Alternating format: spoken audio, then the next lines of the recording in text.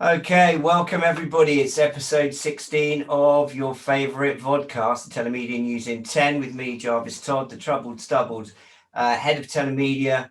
My right-hand man is joining us, Paul Skeldon. He's the wordsmith. He spends his life in the cupboard writing about all things to do with value-added services, premium content, mobile payments, mobile marketing, mobile advertising, you name it. That is Telemedia. That's all he thinks about. He lives and breathes it.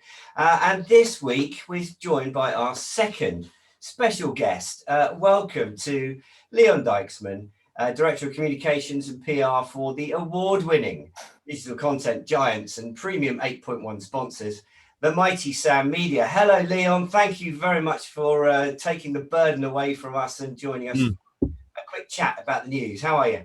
Hi, Jarvis. Hi, Paul. Thank you for having me over, and thanks for the great introduction of our company. That's very nice. As I said, feel free to plug away because you've given the time for us. Leon, before I start, I must just tell you, I've got a confession to make. All right. I've known you for 23 years now, and I've always avoided pronouncing or using your second name.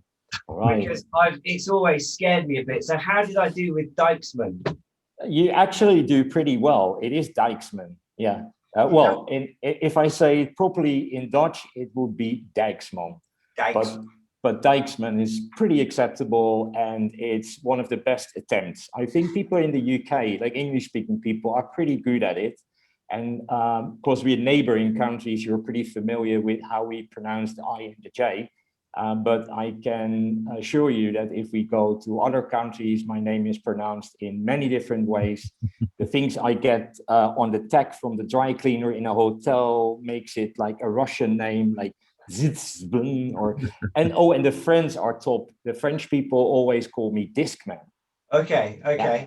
Like a Sony Dijksman. Yes, exactly. Yeah. Well, thank you for that, because I was getting a bit hot under the collar, and in fact, I went onto Google Translate and pressed the audio just to confirm my pronunciation. No worries. So, 23 years experience in mobile marketing, e-commerce channels, development, SEO, SEA, and apparently you're a pro at wearing many hats. It says on LinkedIn. So, we're very pleased to have you here, and I think that, if there's anybody that can give an industry perspective on some of the news stories that we picked out, it's you. So once again, thanks. And let's crack on. I'll just tell you how the running order is going to go. We're going to start off with some stories about messaging. One of the major charities, not surprisingly, has jumped on RCS. RCS is always creating a lot of interest, so we'll be covering that. And there's also a preview of some messaging report in the upcoming article in Telemedia Magazine, which I know you can actually read on LinkedIn right now. We're then going to talk about content, which is obviously right up Leon's street. Esports are in the news again. No doubt we will be asking Leon to give a little bit more, put a bit more meat on the bones, because they obviously had a great success winning a MEFI for their Mobio 360 service. So I think we'd like to hear a little bit more about that. And that also will filter into some other news that we've seen about acronym alert, AAG games. As if augmented reality wasn't enough, now we've got AAG. And again, Leon, I think you're going to have a better perspective on that than us. And then finally, we're going to celebrate, it is the season of awards. Last week it was the MEFIs. This week we've seen a couple of notable industry successes with regards to the FT, fastest growing European companies. We've got a couple of great telemedia companies that have come up in that. And it seems as though you can't keep Fonix out of the news. They've put out some figures, and we're just going to pick that up. So enough from me. Let's move straight into the first section, which is messaging. It's a story that broke last week. mGage and Oxfam launched world's first RCS mobile payments campaign. As I say, not surprising to see that charity is one of the early adopters. It's been a vertical that has long used and been an exponent of the magic that occurs when you combine messaging, carrier billing, premium SMS to a donation or pay now proposition. So Leon, when I came in earlier, you were already talking to Paul about this. So what was what are your views on RCS? I mean, what are they saying down at Sam HQ about this? Well, first of all, this is very good news, of course. It's the first mobile campaign with RCS adapted into it. It's a great technology. We already heard about it like 5-6 years ago. Then it was like, ooh, this must be one of the most new next things. But we're all waiting for this technology to be put in a business case and where it works nice. I mean, straightforward. You just click, you say, okay, I want to donate this amount to Oxfam, and then bam, it's on your mobile bill. It's exactly what they need, because as I read about Oxfam, in these times they struggle with collecting money as well for a good purpose. So yeah, I would say get the conversion better and the money comes in. They'll need it because there's some trouble in the world. But it's great how they adapted this technology, and I hope there's more to follow. And also we'll have a close eye to this technology, of course, because as a content company, you're always looking into better user experience and a great mobile payment flow. And this is a great example. Yeah, sure, I agree. I mean, Paul, you've obviously you must have written many thousands of words about RCS, and I think, you know, it seemed as though even up until last year, it was all very much forecasting what was going to be this fantastic thing. But it really only seems to have been back end of last year, beginning of this year, that we're actually getting some tangible examples and case studies of RCS really fulfilling its promise. And one of the things I really liked about this article, that there was, for once, we've actually seen some really good graphics of what it looks like on a phone, and, you know, why it's more engaging than normal straightforward messaging, and why Oxfam are obviously, you know, delighted with the results. No, absolutely. And I think it's interesting that Oxfam are one of the sort of first proper case studies we've had on this that's broad, because the charity sector has already been one of the places where carrier billing has largely been sort of trialed and used to get it sort of more acceptance with consumers. I think it's interesting that charity again is where RCS is sort of seeing that initial real sort of push out. I mean, yeah, I've been looking at RCS for years. I saw all the sort of flows of how this would work I think it was in Mobile World Congress in 2017. And yes, we've been sort of largely twiddling our thumbs, waiting for them to actually have some business use cases. So this is a great step forward. I mean, my only sort of reservation is that in the time it's taken them to do this, you know, are consumers now much more sort of engaged with things like WhatsApp and other OTT messaging services, which has already stolen a march on this. And I think as well, the other thing that concerns me a bit about RCS, though Leon can probably sort of clarify it a bit more, is that sort of, you know, at the moment with my iPhone, I'm using iMessage, and if I've got a Google phone, I might use RCS, but you know, that's not going to work for me on this. I've got WhatsApp as a view with your Android phone. You know, is it sort of too fragmented having this sort of approach? Because Google sort of pushes RCS as being the sort of next generation of text messaging, but it's not, because it's not as ubiquitous as text messaging. I can text you regardless of what phone I have and what phone you have, whereas RCS, it doesn't quite work like that. So I do wonder whether RCS is sort of self-limiting, but, you know, we'll see. And I think sort of, you know, there are a lot of Android phones out there, so it's obviously a very large opportunity. And I think now we've got Oxfam just showing how the sort of flow works, what it looks like, how engaging it can be, will get more businesses using it, more sort of user cases on board. That's a really good point. I mean, maybe I should just ask Leon, because obviously, you know, we can get a little bit carried away with new technologies. And I mean, I think of late, you know, we tend to focus on the benefits of a new route to market, a new channel, a new way of engaging consumers. So on the one hand, that is an opportunity, but on the other hand, for a company that's looking to directly sell new and exciting and, you know, value-added services, you probably spent quite a lot of time and money developing. In some ways, it's an opportunity that you've got these routes to consumers, but it must also be a bit of a nightmare. Yeah, well, what I can say about this is that I feel that it took a while, like I said, before RCS was adapted into a case, into a proper business case, like what is done for Oxfam now. And I think it's mostly important for the market share of mobile network operators in the role of processing payments or payments by phone that are related to an MNO. Because in the meantime, between when RCS was launched and while we're looking at today, a lot of payment systems, alternatives basically, that didn't look very well 4 or 5 years ago, are looking way better now. If I wanted to pay something with PayPal on my mobile phone 5 years ago, I still went to a mobile website, had to log in, very complicated. It wasn't really secure as well. Now it just opens my app, I do a Face ID and I paid. So the flows of other payment systems that are not related to mobile networks improved a lot in the past 5 years. So it's to see if this RCS thing is really going to mean a lot in terms of payment systems in the future. But it's up to the consumer to decide, of course. Well, I mean, then that brings us nicely on to the next piece, and you know, it is obviously, I remember you referencing data and consumer behavior, and that obviously being key. And there's an article that's coming up in the next issue of Telemedia Magazine, which should be hitting your doorsteps any time now. I think it's already in Spain, so it should be coming to your office very soon. There's an article in there called The Changing Face of Messaging.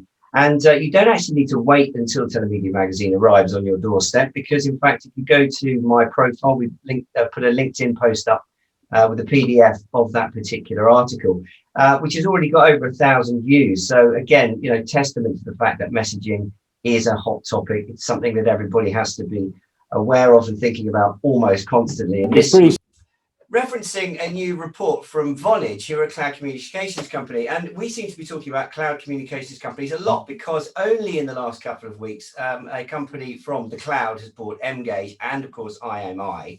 They're now putting out reports telling us all about how consumers are demanding and preferring to be spoken to by businesses and by promoters and by advertisers, and how they are also wanting to communicate with the companies that they choose to do business with.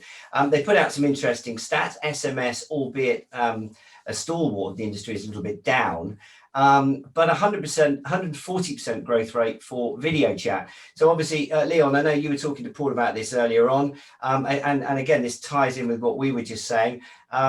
This report, this report and this article really just goes to show that the consumers are moving targets for you guys, right? Absolutely. I already mentioned, like, it is so difficult nowadays. You talk to a company and you have a video call and they want to do it on Zoom, where your company is doing it with Microsoft, and then you talk to another company and they want to do it with another platform. And before you know it, you have 10 video apps. So it is moving, at least you can see that. And of course, we all knew that when you want to communicate with consumers or with businesses, you have to use as many tools as possible. You have to be multi-channel. But now it's getting really challenging, and video is playing a bigger role, of course, in times of Corona, in communicating with consumers. So there's lots of challenges there because there are so many platforms and more coming. In the meantime, just to try to be everywhere. That's the message. And are you guys, would you be actively using or applying video call services within the suite of products that Sound Media are developing or putting out to market right now? Not yet. This is also coming for a surprise to us. We have to deal mainly with consumers. And when it comes to customer contact, we were already working on a lot of multi-channel. So our customer care is not only reachable by phone or by email, but we were also experimenting with Facebook, with chatbots that filter frequently asked questions and many things. But now suddenly the market is very quick. And yeah, it are things we are thinking of because I can imagine in these times, communication will be much more effective when you can have video involved, because people don't see people anymore. And of course, we can buy everything online because we can't go to the shop. But in the end, we realize we missed the face. We missed the face behind the brand. and that face can make a difference. It can, it can be quite impressive and persuasive to talk to a real people, to a real person on a video chat. That's also going to have some serious cost implications for service providers, though, isn't it? Because if you think about the trend moving away from call centers 10 years ago, and now, of course, the last few years have been dominated by technology, AI, bots, all that kind of stuff. And yet we're now seeing, well, you mentioned it earlier, the consumers rule the roost. Actually, if they say, well, tough shit, we want to actually see a human being behind a video call. And even in that article, there's a reference to how we've seen a resurgence in good old-fashioned click-to-call services, which again requires some kind of operator at the other end. So there's going to be some whilst on the one hand, it's all very well and good knowing the consumer wants this, but it actually does lump a whole load more costs back onto the service providers, I would think. Depends. The cost of bandwidth and the infrastructure around it is improving and getting cheaper. It is a supply and demand thing, if you ask me.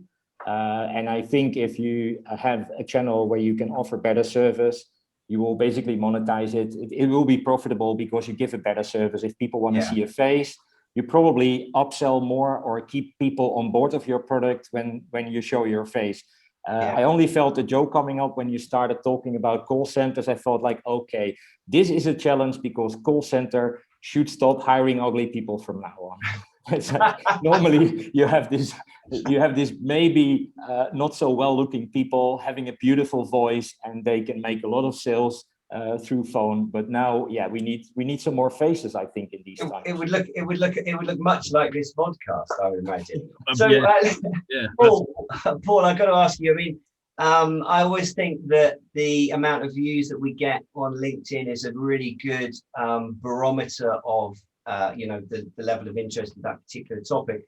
As I say, a very solid 1,000 views. Why do you think that this, attracted so much attention? Presumably, just everyone's hot on. Well, I think sort of, we all have spent a year doing this with video, sort of chatting to people. So suddenly, video. In some ways, it sort of almost sort of leapfrogs this idea of using things like RCS to do sort of passive messaging at people. I think one of the sort of advantages of RCS is that you can also can be a video message therein that you can click upon, and I think people are wanting these kind of stats that are covered in this Vonage report to get a view of where we're going next with this, because everything's changed really rapidly over the past year. It's going to continue to do that, and I think video is increasingly going to play a big role. But I think I think Leon makes some really good points about the sort of retention that you can get if you have a face behind the brand. But I think also there's a sort of the AI is going to drive a sort of stratified way of doing customer service. So lots of things will be handled by instant messaging chat or by a bot or whatever. People, consumers who are high spenders maybe, or with particular queries, or who are some part of the loyalty scheme, will be upgraded to those video chats where they see a person. I think you're also going to see a lot more of this stuff like you get with Apple's messaging of avatars that mirror people's faces. So I don't know whether you're probably not old enough to remember Max Headroom, that was sort of computer-generated talk show host in the TV show in the 80s. I think we're going to see that kind of thing. And I think brands can do something really clever with sort of not actually using real people, or using real people that sit behind some sort of avatar in their video customer service or in their video messaging, and that sort of avatar becomes the brand. And I think there's a lot of exciting stuff that can happen with that. And when I know we're going to come on to sort of virtual reality and augmented reality games, but I think once you can start adding that sort of virtual reality and augmented reality and mixed reality sort of overlays, you suddenly have a really different way of communicating with consumers. I mean, just think about your phone doing a bit like the Pokemon Go, but with a brand. You hold it up over the product or their office or whatever, and a face appears and starts talking to you, telling you stuff about it and how you can then click through and buy. And I think RCS gives us that first taste of interactive messaging that you can buy directly from. But I think that's going to be extrapolated into sort of all sorts of really clever stuff. And I think that's why this article has proved so interesting to people, is that it gives an insight into what consumers are doing now and to what that might look like in a year, 2 years time. Yeah, I think there was also one other footnote to that, which I hope that the MNOs, the mobile network operators, are taking note of, is because we've established that, you know, RCS, above and beyond just being a plain messaging service, is now a route to market in terms of advertising. And the report reckons that there's a $50 billion bonus in ad revenues to MNOs if they really get behind RCS. And I know, Leon, you know, I think you've always been a great exponent of the telemedia industry in general being able to promote, you know, not only the great business that we can do for MNOs, but also to promote the various ways that we can make sure that the business is safe and secure and anti-fraudulent. And so, yeah, I mean, you know, this is a very clear commercial message to MNOs that they really need to get on board with RCS, support content providers, service providers, and really, you know, maximize the potential of what RCS could be, despite the fact that it's part of a mix of various other options, right? Yeah, no, I totally agree with that. That's absolutely the case. They should support this and any technology, actually. Like, I always compare it with 5G, and I hope everybody's working already on 6G, because all these new technologies like augmented reality, virtual reality, they'll improve, they will use more bandwidth, and they'll improve, and it makes it more easy. But we need, of course, the technical infrastructure, the devices, the chips need to be quicker, the phones need to be better, but also the mobile network needs to catch up with all these new technologies. And the brilliant thing about this, what I think personally, is it all makes things easier for everybody. Especially think about older people. Like when I show my grandmother a smartphone now, she is like, okay, I can handle that. When I showed her the first Nokia 3210, she was like, okay, it stops here for me. I can't handle this. There's too many buttons. But now I can say, listen, Gran, you can just push this button and talk to the phone. You can open it up by just putting it in front of your face. And imagine, like what Paul referred to, like using technologies like virtual reality and augmented reality in this context. You're not visiting a payment page, but you're experiencing the payment page. You can ask for help, and a virtual person comes there and help you and explains, well, even the terms and conditions if you want. And they have all the time of the world, because it's all pre-produced. But and that's important, it's accessible for everybody, and it's helpful. And of course, that means it's engaging and it converts. And also, I think there's a similar opportunity also for people with accessibility issues, like people with a handicap. That these technologies have so many opportunities. What you basically do is you make the market bigger and you make it more accessible to everybody. But yeah, in the beginning, all these new technologies are a bit complex, and we need to understand the full potential of it.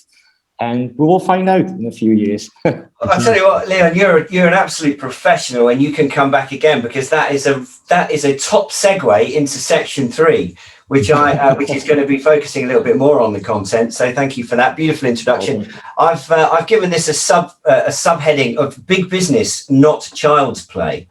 And the reason I say that is because, you know, I am an elderly gentleman now. And so, you know, but obviously been around the BAS premium content market for, you know, almost as long as you, Leon. And we're now talking about services that are so far away from what I can actually understand, and what I, you know, even though I think they might be great in theory, I can't possibly think that they're for me anymore. I'm not Gen Z, I'm not the millennial, you know. So, and you know, I have to say, Leon, you know, you can't be in the business 23 years and also not agree that you're moving a long way away from the cutting edge of where content's going, right?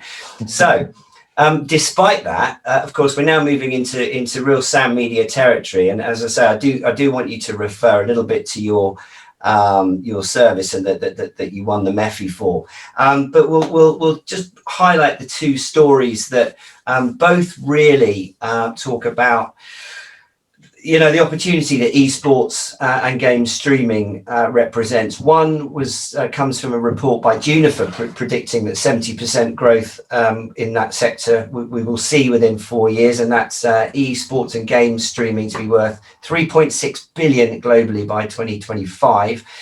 They think that's primarily driven by sponsorship. They also predict that there will be 1 billion esports and games viewers, which is 1 in 9 people in the world. So, you know, forget TV advertising, and that's where you need to be. That's where your consumers are. The second piece is top 5 esports games hit $550 million in total prize money. So this really emphasizes just how big this market is getting and how valuable and how much money is sloshing around it in it. And that was a report from safebettingsites.com. And I just would also say that if you check out the Telemedia 8.1 platform, there's a very, very good and very concise presentation called eSports: Opportunities for Carriers and Digital Companies. And again, good, Leon, that we see that they're directing that at the MNOs and identifying the opportunity. That's presented by Beatrice de Tabio, Sales and Partnership Director from Cookies Digital. We love those guys, talking about them later. And as I say, she gives a very clear, comprehensive overview of the ecosystem that is driving this very exciting VAS sector. So, Paul, over to you first. What the 2 esports stories? Well, what, you know, how excited are you about that? Well, yeah, I mean, I think, you know, obviously sort of, well, we're doing a report that's coming out soon about sort of all these different ways and different platforms for consuming content and for running carrier billing and stuff on. And gaming obviously is one of the most massive sort of digital channels that there is. So in some ways, not surprising that esports and gaming is going to be worth so much. I think the fact that it's streaming of these things is the thing that's interesting, is that we've almost completely moved away now from buying sort of any kind of physical game that you plug into a console.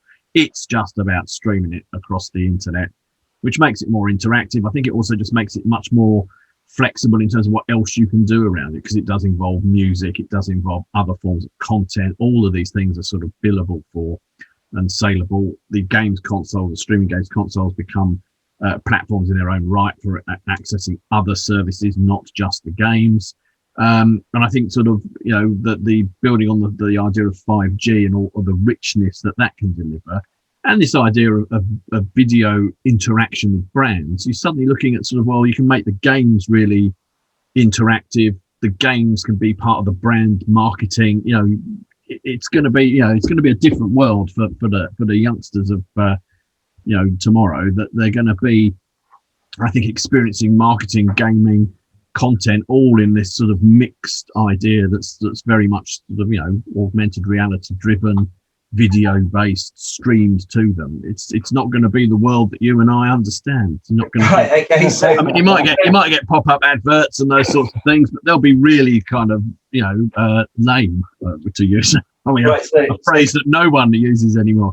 But yeah, they're gonna. Yeah, it's gonna. I think it's an interesting sort of how much they think this is going to be worth in terms of stream gaming. I think stream gaming is going to be part of a much bigger whole of streamed interactive everything, and there'll be a blurring of the lines between what is entertainment and what is gaming. You know, what are TV shows, what are games, what is marketing. It's all going to just become this sort of amorphous sort of ball of interactive loveliness. Okay, so, well, listen, let's find out. Come on, Lynn, it's time to spill the beans. What's going on in that office behind you right now? Do you have like a playroom full of young people developing esports and games that none of the old guys can understand? What's Sam Media doing in the world of esports and games in general? Because I'm sure you're probably all over it, aren't you?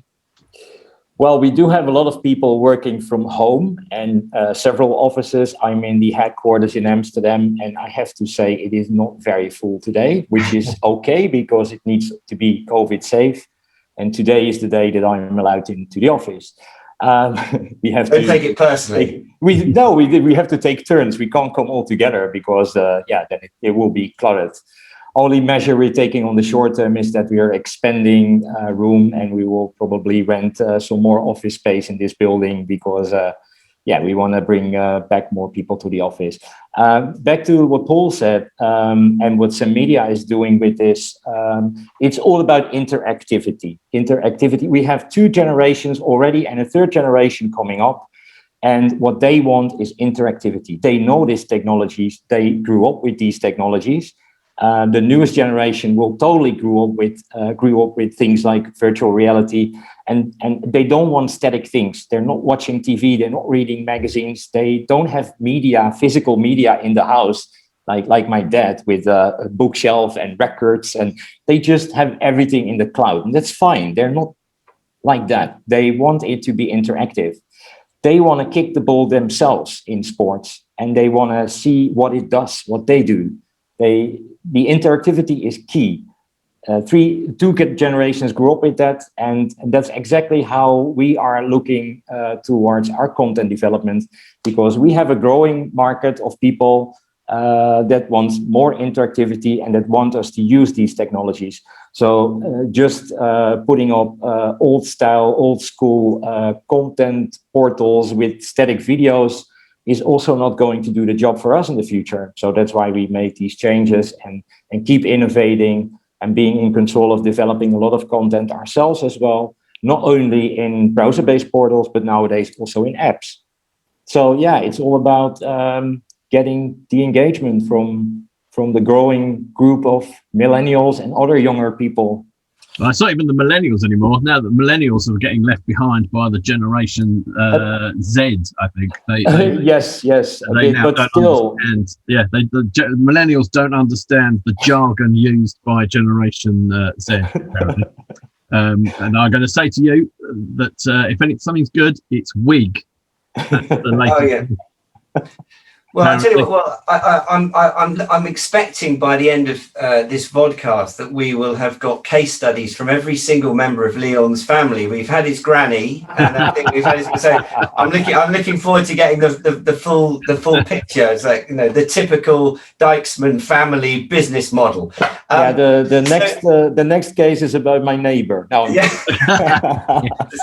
So listen, we're talking about well, I mean, you've made the point very well that we've come an awfully long way. Consumer expectations of the kind of content that they're prepared to pay for are much, much higher.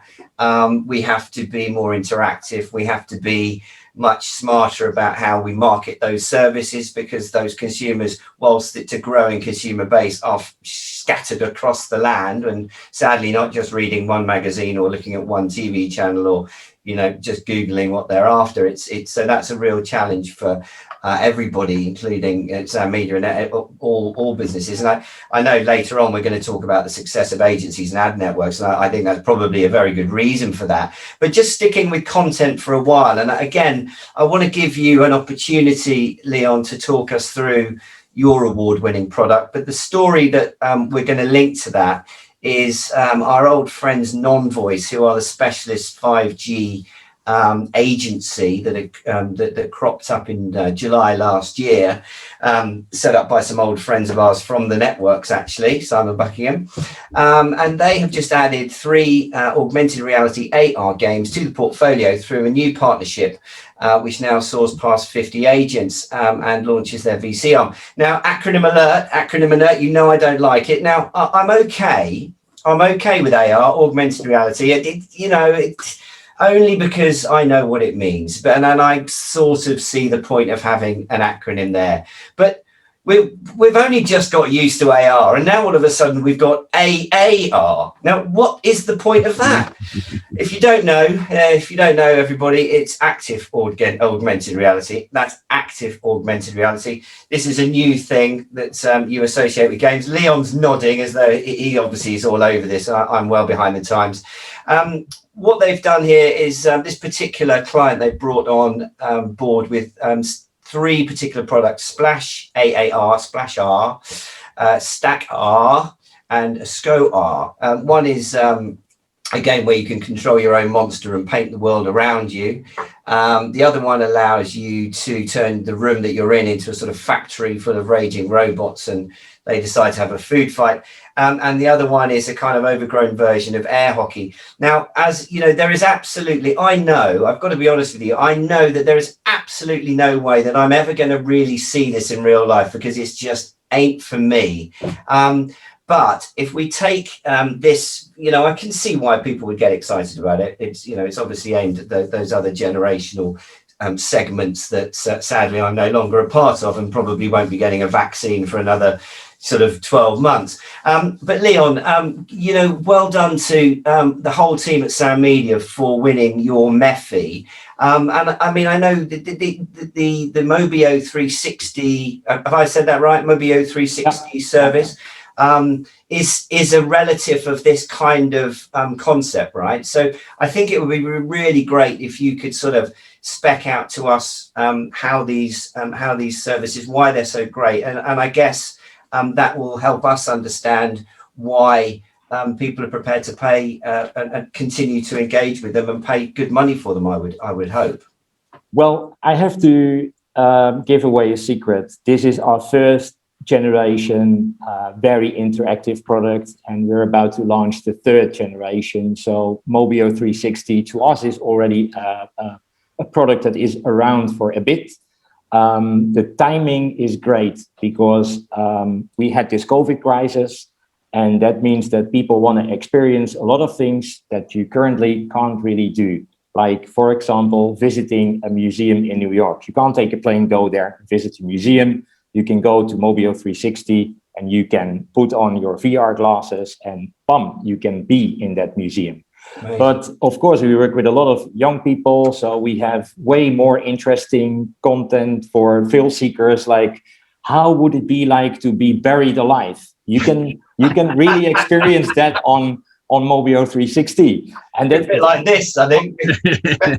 Yeah, or you have this roller coaster, like this huge roller coaster. Well, you can't go there now anyway due to COVID, but even if you could, you wouldn't really do it for real. But maybe you want to try how it feels just on the ground through Mobio 360. You can experience it, and I can promise you, you can kind of feel it in your stomach. It is quite reality. Yeah. It is virtual, but it feels in the stomach. It feels the same. And can I ask what kind of partners would you be looking for to extend the reach and build the customer base on this kind of service, or are you keeping it all in house?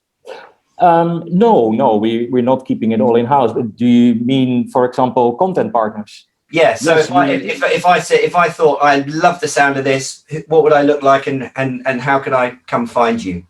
Yeah, we work a lot with content partners, basically, but that's because of our reach, because we're a company with lots of access to markets that are very difficult to reach out to. For example, we're quite strong in Africa. In Africa, you can only reach people with mobile products or apps if you have the right billing systems in place. And we do a lot historically with SMS and direct carrier billing. So yeah, if you have brilliant content and you don't have experience with all the unstable bandwidth in networks in Africa, and you don't know how to charge customers there, don't give it a try. Come to us. If you have brilliant content, we can put it on the market. So we would like to reach out to everybody with great content. We have the power to put it on the market anyway, but also specifically on very difficult markets. Okay, so can I ask you, but going back to the AR service that you won the award for, and it's quite, you've sort of picked up on this already, that, on the one hand, I guess the museum aspect is the bit that wins the awards, but the bit that makes the money is going to be the bit that's sort of appealing to the consumers that are actually likely to put the headset on.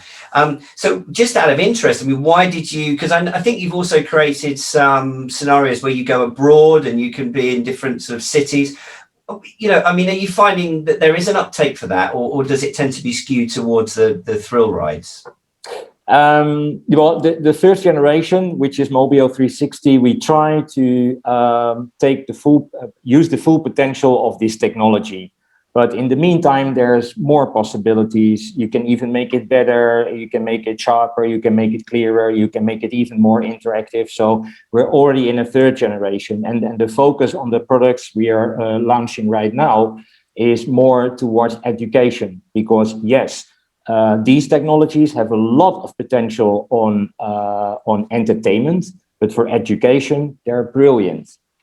I feel Paul Skeldon's got something to say on that. No, I've not got a great deal to add, really. Well, hang on a minute. You've been banging on about education for a long time, mate.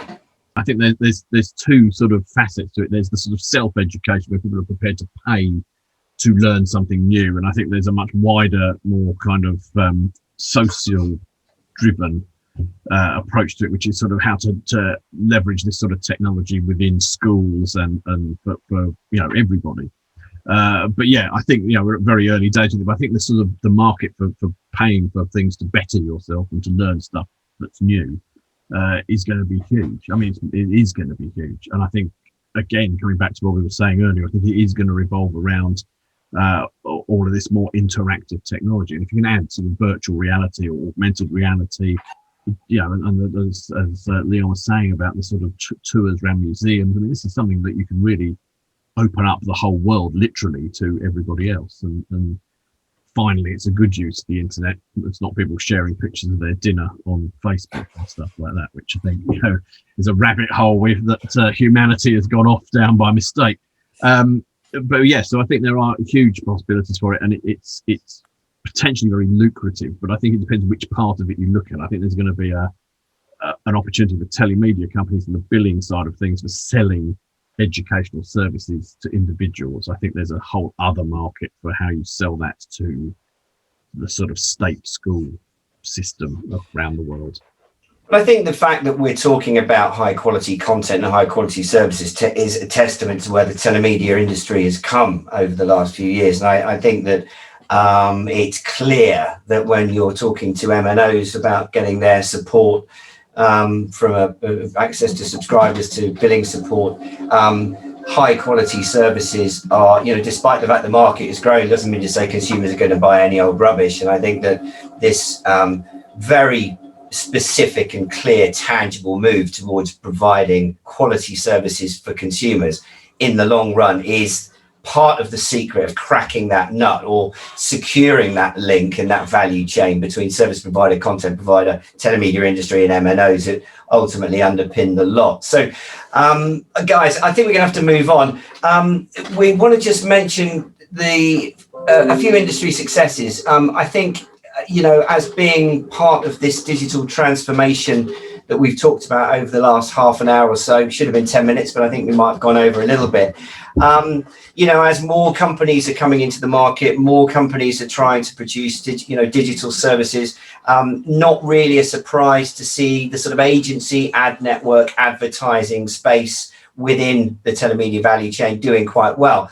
And so it was great to see our friends at Cookies Digital, the guys from Yeesshh. Yes. Anyway, those boys, the Yeesshh guys, both companies were included in the FT1 1000 fastest growing European companies list, which came out last week. So a very good, big congratulations to them. Just a little bit about Cookies. Its know-how and technology allows it to provide high-quality subscribers for mobile services through its own ad network and direct media buying for clients. It's a Google partner and deals with telco operators and mobile content providers in order to promote and monetize mobile services worldwide. And I also should point out that they are one of our much-loved premium sponsors, Telemedia 8.1. Leon, just a quick one. You guys came up with the method. I mean, we've in this industry I think we're starting to get a bit more interested in awards and accolades and PR. I mean, is it something that you guys are now thinking, well, we really need to, actually focus quite heavily on making sure that we use those kinds of accolades as a way of boosting your profile in the market? Do you think it helps? Not really looked into that. I think it just happened. It's not like, wow, now we're going for it. And we didn't for the past years. No, it just happens. I think what's interesting about it is these accolades are coming from certainly in this sort of FT 1000 of Europe's fastest growing companies, there are, there's Yeesshh and Cookies Digital. There's a few other companies that we come across as well, also making it into that list. And I think it's the recognition that these companies are starting to get from these more sort of mainstream bodies that's interesting. I mean, I think, obviously the MEFIs are sort of within the industry, but they are quite big and broad, and have always been bigger and broader than what we've traditionally covered as telemedia. And I think that we're seeing more of the people that we've known, Jarvis, for many years, starting now to get a lot of traction at the MEFIs and with the MEF itself, and being on the board of the MEF. And I think, being recognised by the FTSE, by the FT in their list. I think that's the difference. It's not so much that we're sort of going for more awards. We get, these companies are winning things and being listed in things that where they wouldn't have been. A couple of years ago. I think that really sort of is the exemplar of the fact of how far this has come, and how the lockdown in particular has accelerated everything digital. But it's been a real boon for the industry we work in. I think it's really put all this stuff front and center, and to come back to things we've talked about on previous podcasts, this is why the likes of Cisco and people like that are buying up mGage and IMI and these sort of messaging providers, certainly because they need that capability. And I think we're going to start to see more of the larger sort of telemedia players also now being courted by much bigger, much better known companies to add that sort of one-stop shop for content messaging, building as a service to their sort of portfolios of other things they service enterprises with. Yeah, well, I agree, and I suppose let's end on a high with the news straight from the editor's mouth that we are in fact in the right sector. So well done, everybody. Don't go away. Stay with us. No, well, we've always been in the right sector. It's just it's starting to become something that is really impacting on a much bigger consumer audience. So really big, and I think that's about time. Yeah, no, it is about time. I was also going to mention that Fonix released their profits, and they saw a 25% growth in revenue as their profits hit 5.8 million. So well done to Rob and Steve and Louisa and the team down there. Great supporters of ours, and really lovely guys. And so well done. It's great to see those guys doing well. And I think really we've probably gone on too long. Leon, I've got to say thank you so much. You've been a breath of fresh air for us, because it does get a bit lonely in our cupboards with just the two of us, and it's nice to have somebody online that actually knows what they're talking about. So we really appreciate you sharing a few ideas and thoughts and insights into what you guys are doing down there. Again, well done. Congratulations for your award, even though it just happened. It just came.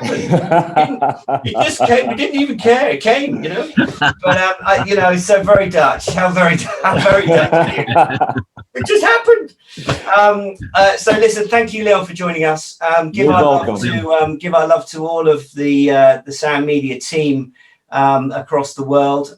Paul, I will. Thanks for spending time with me again. You've moved up to your attic. Have you? I have. I'm moving ever upwards to the outside. I'm being vaccinated on Thursday, so I have. Okay. Hopefully, the next one we do of these, I'll do it outside. Well, and sadly, it's going to be, as I say, many months before I get vaccinated, because I'm just still too darn young. You're too young. I know. So listen, until next time, guys. Thank you so much for your time, and have a great Telemedia week. Will do. Speak soon. Thank you. I'm so Dutch.